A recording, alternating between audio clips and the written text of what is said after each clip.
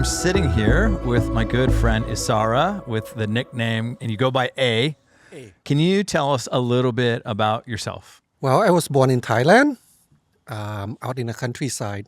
I immigrated here to the U.S., to Chicago in my early teen. Were you raised in a Christian home, or what was your faith journey like?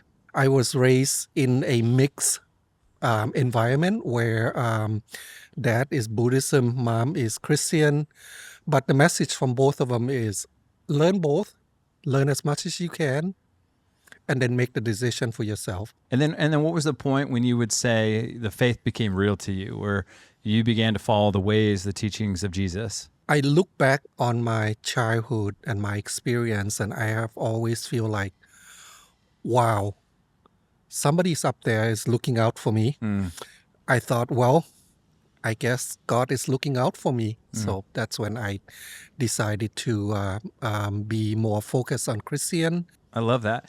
One of the core values in our church, as you've heard, the Y in Salty stands for yielding to the Spirit, which you and I have talked about a little bit. And it essentially means that we are following the Spirit's lead and not our own will or not our own plans or our own path. So is there a moment when you had to yield to the Spirit, yield to God, and not your own plans, and just trust Him in that process? I say God beat me into it, I think.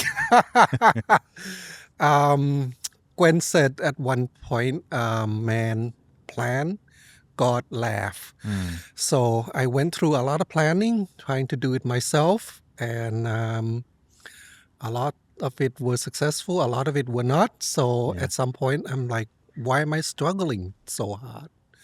And my father, who's later on become a Christian and a pastor, said, don't struggle against God. Yeah.